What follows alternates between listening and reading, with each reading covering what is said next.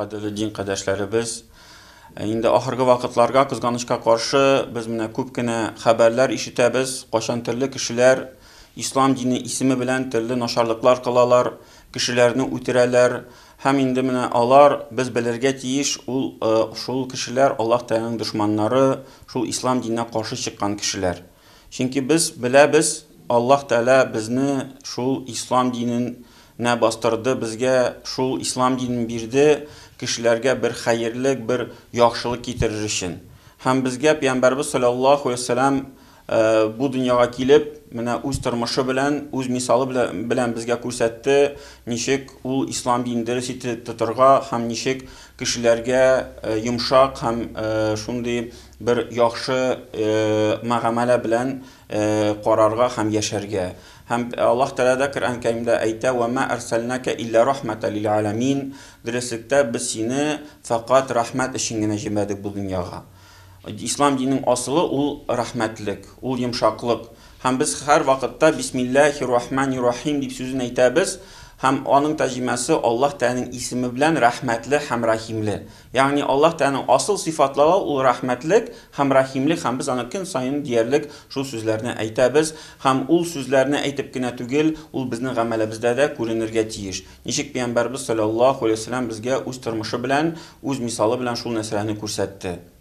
Һәм шунда мисал китерергә була, ничек Пәйгамбәрбез безне өйрәтте хайваннарга мәсәлән карарга. Ничек хәтта хайваннарны да кайгыртырга кушты. Ничек Пәйгамбәрбез саллаллаһу алейһи ва саллям бер кеше турында сөйләде, ул кеше чүл уртасында булгач, бер сусаган хәлдә бер кыйга килеп җиткәч караса, анда аста су бар, ләкин бер нинди шиләк, бер нинди мөмкинчелек юк ул суны алырга. Һәм ул үзе су янына төшеп, аска төшеп, суны эчте дә, һәм шул кыйдан чыкканда караса, шул кый янында бер эт басып тора. Һәм шул этне эчертер өчен бу ир кеше яңадан төшеп, авызына теге аяк киемен алып, шул аяк киеменә су җыеп, яңадан чыгып бу этне эчерткән өчен, һәм Пәйгамбәрбез нәрсә диде? Шул кеше җәннәткә керер. Хәтта кайбер хәдисләрдә әйтәләр, бу бик гөнаһлы кеше иде. Бик шундый зур гөнаһлар кылган, ләкин менә шундый бер йомшаклык белән, бер мәрхәмәт белән, хәтта хайванга караган өчен генә аны Аллаһ Тәгалә җәннәткә кертә дип безнең Пәйгамбәрбез саллаллаһу алейһи ва саллям өйрәтте. Һәм хайванга гына түгел, теге якын бер кешегә генә түгел, хәтта бер дошманга да Пәйгамбәрбез саллаллаһу алейһи ва саллям йомшак карарга кушты. Һәм аның да мисаллары бик күп. Кашан бер вакыт Пәйгамбәрбез саллаллаһу алейһи ва саллям мәчетендә утырганда, сахабалар белән, дуслары белән, ул аларга әйтте: "Хәзер бер кеше килә ди, керә ди мәчеткә, ул җәннәт әһле ди. Ул җәннәт кешесе ди." Шунда сахабалар көтеп утыралар. Кызык бит инде, кем керә? Нинди кеше җәннәткә керүче? Караса, бер ир кеше керде, гади генә киемдә, сакалыннан тамчылар тамып тора, әле генә тәһарәт алган, намаз укыды да чыгып китте ди мәчеттән. Икенче көнне тагын утырганда, Пәйгамбәрбез саллаллаһу алейһи ва саллям әйтә икән сахабаларына: "Хәзер керә ди кеше җәннәт әһле ди, җәннәткә керүче кеше ди." Шунда сахабалар тагын карап утыралар, кем килә микән, нинди кеше микән? Карасалар, тагын шул ук ир кеше керде. Һәм өченче көнне шул ук хәл кабатлангач, бер сахаба әйтте: "Туктале, бу нинди кеше, бу нинди эш кыла микән, нинди гамәл кыла микән? Мин дә шул гамәлне белеп, мин дә ул эшне эшлим дә, мин дә җәннәтле кешеләрдән буласым килә" дип, шул кеше артыннан ияреп китте. Аннары көне буе аның артыннан йөрде дә, караса, бер гади бер кеше булып тора. Базарларга йөри, анда эш эшли, намазлар укый. Бу үзенчә уйлады: "Туктале, бу бәлки төннәр белән ниндидер яшерен эш эшли, кайсын беркем эшләми." Һәм бу кеше янына барып, кунакка соралган, әйткән: "Рөхсәт ит әле миңа берничә көн синең янда, синең өеңдә яшәргә."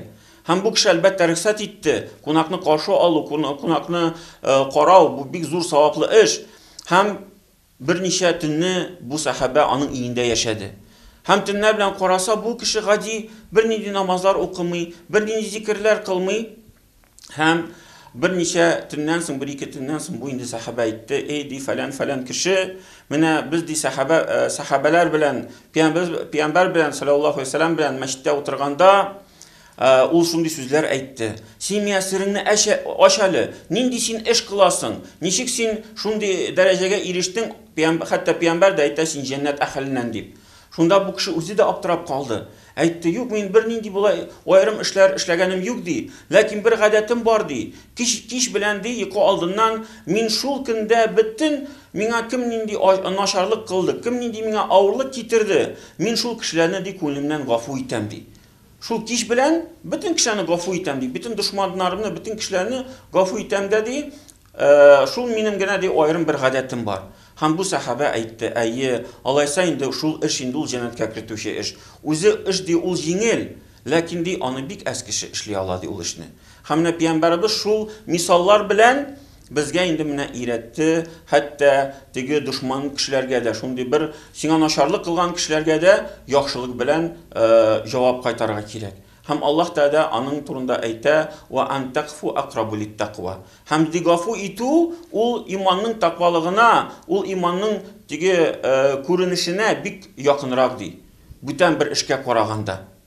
Менә ул нәрсәләр, шул мисаллар инде безгә күрсәтеп тора. Ислам дине ул сәлам дигән сүзеннән, тынычлык, иминлек дигән сүзеннән, һәм инде менә һәрбер мусульман кеше шуны белергә тиеш, шуның аның гамәленнән, аның сүзеннән фақат тынычлык кына, бер иминлек кенә чыгып торырга тиеш. Һәм инде әгәр дә бер кеше үзен мусульман дип бер начарлык кыла башласа, инде без беләбез, бу бер шундый Аллаһтан дошманы, Аллаһка каршы чыккан кеше, һәм инде ислам динен шулай каралтучы кеше, һәм инде шул гөнаһлар өчен ул җавап